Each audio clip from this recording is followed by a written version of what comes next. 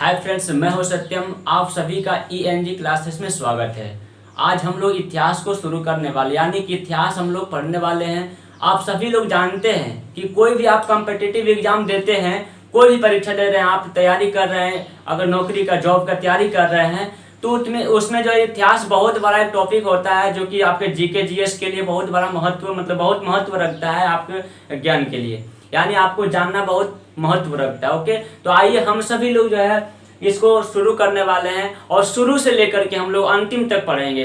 आज का जो है इंट्रोडक्शन क्लास, यानी कि आप हम लोग समझेंगे पहले किस प्रकार से हम लोग पढ़ने वाले हैं और इसके बाद हम लोग शुरू करेंगे, फिर लगातार हम लोग इस चीज को पढ़ेंगे। ओके, तो आइए हम सभी लोग देखते हैं। पहले इतिहास को देखते हैं। इतिहास किसको कहते हैं? इतिहास यानी कि जो हमारे प्राचीन काल, यानी कि पहले जो घटा हुआ, यानी जो अतीत में जो भी घटनाएं घटी हुई है उन्हीं को हम लोग इतिहास के अंदर पढ़ना पड़ता है, उसी को इतिहास कहते हैं। ओके, और बोलो, कोई भी पूछ सकता है आपको कि इतिहास के जनक किसको कहते हैं, तो आप बता सकते हैं इतिहास का जो जनक होता है यानी कि हेरोडोटस को माना जाता है, यानी हेरोडोटस को इतिहास का जनक कहा जाता है। ओके, अब हम लोग देखते हैं इतिहास को जो हम लोग 3 खंडों में बांट कर पढ़ेंगे।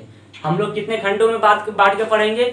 इतिहास को हम लोग 3 खंडों में बांट कर पढ़ने वाले हैं। और पहला होगा आपका प्राग ऐतिहासिक काल, यानी इसमें जो है आपका प्राग ऐतिहासिक काल में जो है कोई साक्ष्य मिलता नहीं, यानी कि लिखित स्रोत कोई मिलता नहीं है और पूरा तात्विक से इसका प्रमाण मिलता है कि यहाँ पर कोई लिखित स्रोत नहीं मिला है। ओके, और पुरातात्विक, यानी कि जैसे पुरातात्विक का है तो एक संस्था है जिसमें शोध किया जाता है, उसमें प्रमाणित किया जाता है। कोई भी चीज मिल जाएगा तो उसको प्रमाणिक रूप दे दिया जाता है, यानी इसे समझने लायक नहीं भी है, लेकिन उसको अच्छे से वो रिसर्च करके वो समाज के सामने, यानी कि लोगों के सामने रखता है। ओके, यानी पुरातात्विक से साक्ष्य मिलता है कि यहाँ पर जो है कोई लिखित स्रोत नहीं मिला है। और दूसरा आपका भाग है आपका आद्य ऐतिहासिक। आद्य ऐतिहासिक में लिखित स्रोत तो मिलता है, लेकिन वो उसको कोई पढ़ नहीं पाया, यानी कि ऐसा स्रोत मिला है लेकिन लिखा हुआ स्रोत तो मिला है लेकिन पढ़ने लायक कोई स्रोत नहीं था, इसलिए कोई पढ़ नहीं पाया इसको।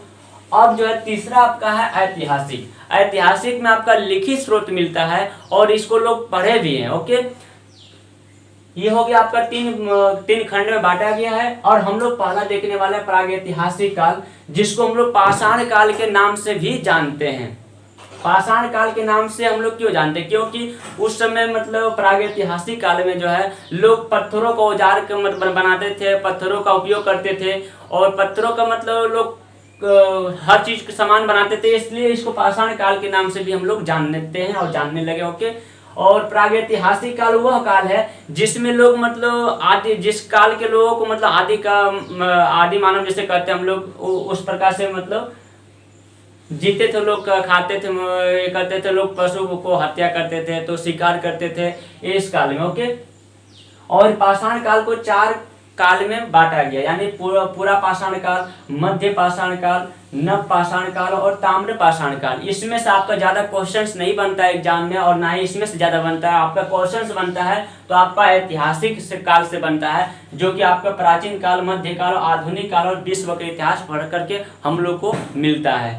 अब हम लोग देखने वाला आद्य ऐतिहासिक काल। आद्य ऐतिहासिक काल जो है इसमें सिंधु सभ्यता पढ़ना पड़ता है, कहाँ से हड़प्पा सभ्यता जो भी है, इस सब सभ्यता के बारे में इसमें हम लोग पढ़ते हैं।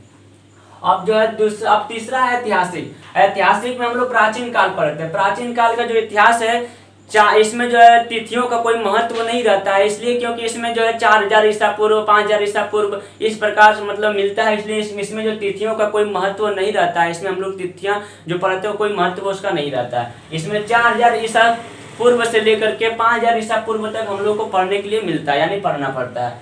और मध्यकाल में जो है, मध्यकाल में इसमें जो है आपका जितने मुस्लिम जो भी शासक हुए हैं और मुस्लिम काल के बारे में हम लोग इसमें पढ़ने पड़ता है। ओके, अब हम लोग जो आधुनिक काल में जो है क्या पढ़ना पड़ता है? आधुनिक काल में जो आपका इसी में जो है आपका जब से अंग्रेज हमारे देश में आए, भारत में आए, तब से इसके बाद आधुनिक काल के अंतर्गत पढ़ना पड़ता है अभी तक का। और विश्व इतिहास में आपको जो है चीन की सभ्यता हो गया, ईरान के ऐतिहासिक वर्गीकरण जो भी है, ये सब हम लोग विश्व के इतिहास में हम लोग पढ़ते हैं। ओके, और दिल्ली सल्तनत हो गया, ये सब हो गया, सब इसी में पढ़ना पड़ता है मध्यकाल में। ओके, मुगल वंश हो गया आपका, इन सभी चीज़ों को हम लोग पढ़ने वाले हैं। और पहले हम लोग यहाँ से शुरू करेंगे कि प्रागैतिहासिक काल क्या होता है, इसके बारे में हम लोग पढ़ने वाले हैं। पूरा पाषाण काल क्या होता है, मध्य पाषाण काल क्या होता है, नव पाषाण काल क्या होता है, ताम्र पाषाण काल क्या होता है, इसके बारे में हम लोग पढ़ने वाले हैं। ओके, तो वीडियो को मैं थोड़ा देर के लिए रोक रहा हूँ ताकि इसको अच्छे से मैं लिख लूँ। हम लोग जो है प्रागैतिहासिक काल को हम लोग पढ़ने वाले हैं। पहले हम लोग प्रागैतिहासिक काल से हम लोग शुरू करेंगे, इसके बाद आद्य ऐतिहासिक काल, इसके बाद ऐतिहासिक काल को हम लोग पढ़ेंगे। तो प्रागैतिहासिक काल में जो है मैं बताया हूँ अभी कि पाषाण काल को रखा गया इसमें, यानी पाषाण काल को रखा गया और पाषाण काल को जो है 4 भागों में बांटा गया है। और 4 भागों में बांटा गया। पहला जो है आपका पूरा पाषाण काल के नाम से जाना जाता है, दूसरा मध्य पाषाण काल, तीसरा नव पाषाण काल और चौथा जो है आपका ताम्र पाषाण काल के नाम से जाना जाता है। अब जो है पूरा पाषाण काल में जो है क्या हुआ था, अब पूरा पाषाण काल को ही सबसे पहला मतलब सबसे प्राचीन माना जाता है, यानी सबसे पुराना जो है काल किसको माना जाता है, आपका पूरा पाषाण काल को सबसे पुराना माना जाता है। यानी सबसे पहले का जो काल है आपका पूरा पाषाण काल है। अगर क्वेश्चन आपका आता है कि सबसे पुराना काल कौन सा है, तो पूरा पाषाण काल आप मार सकते हो। ओके, ऑप्शन में तो है। तो और इसमें जो है मनुष्य क्या करता था, इसमें मानव क्या करता था, खाना बदोश था। यानी खाना बदोश से तात्पर्य यह है कि मनुष्य जो है कोई काम धंधा उसको नहीं मतलब दिखता था, सिर्फ खाना के लिए दौड़ता था। यानी कि आदि मानव थे उस टाइम, उस समय के जो मानव थे उसको क्या कहा जाता था, आदि मानव कहा जाता था। यानी कि सिर्फ मतलब खाना के लिए ही सब चीज करता था, यानी कोई उसका काम धंधा नहीं था। जैसे अभी मान लीजिए कोई जानवर है तो उसको कोई मतलब नहीं, बस अपना खाना खाना, इससे कोई और नहीं है। उसी प्रकार के मानव उस टाइम में रहा करते थे। ओके, और उस टाइम में जो है सबसे बड़ा खोज जो था, यानी कि पूरा पाषाण काल को जो सबसे बड़ा खोज था आग था। उस समय के जो मानव है आग का खोज किया था। धीरे धीरे मतलब लोग ज्ञान की ओर बढ़ने लगा, धीरे धीरे लोग बुद्धिमान होने लगे, तो धीरे धीरे मतलब खोज होने लगा। तो उस टाइम का जो सबसे पहला खोज है आपका आग का। आपका पूछा जा सकता है किस काल में आग का खोज किया गया था। अगर आपका ऑप्शन में पूरा पाषाण काल रहता तो पूरा पाषाण काल आप ट्रिक कीजिएगा, और अगर ये नहीं रहता प्रागैतिहासिक काल दिया रहता है तो प्रागैतिहासिक काल भी कर सकते हैं। ओके, और उसी समय में जो है मानव जो है चित्रकारी भी करना प्रारंभ कर दिया था। अब जो है पूरा पाषाण काल के बाद का जो काल है आपका मध्य पाषाण काल आता है, जिसमें जो है मानव जो हथियार बनाना शुरू किया था छोटा छोटा, यानी कि जो हथियार हुआ करता था पूरा पाषाण काल में वो बहुत बड़ा बड़ा हथियार होता था पत्थरों का। लेकिन जब मध्य पाषाण काल के जब आते आते जो हथियार जो क्या हुआ छोटा होने लगा है। ओके, और उसी में जो है मध्य पाषाण काल में जो है सबसे बड़ा खोज क्या था, मध्य पाषाण काल का अंत्येष्टि था। यानी कि जो अंत्येष्टि क्या होता है, अंत्येष्टि से कोई आदमी मर जाता है, यानी अंतिम संस्कार कहा जाए, अंतिम संस्कार को ही अंत्येष्टि के नाम से हम लोग जानते हैं। यानी कि मध्य पाषाण काल के जो मानव थे सबसे बड़ा उनका कार्य क्या था, अंत्येष्टि था। अंत्येष्टि यानी अंतिम संस्कार था, जो कि उस समय का सबसे बड़ा कार्य था उन लोगों के लिए। ओके, अब जो उसके बाद का जो काल है आपका नव पाषाण काल आता है, जो कि स्थायी आवास भी लोग बनाने लगा था। यानी कि नव पाषाण काल के जो मानव थे स्थायी आवास की ओर मतलब बढ़ गए, यानी कि स्थायी आवास भी लोग बनाने लगा। और पहले क्या थे लोग कि जहां तहां रहते थे, सोते थे, खाते पीते थे, कोई मतलब नहीं था। लेकिन नव पाषाण काल आते आते उनके पास अस्थायी आवास भी हो गया, यानी अस्थायी आवास का भी वो इंतजाम कर लिए। इसके बाद जो है नव पाषाण काल में ही कृषि तथा पशुपालन का भी कार्य प्रारंभ कर दिए लोग।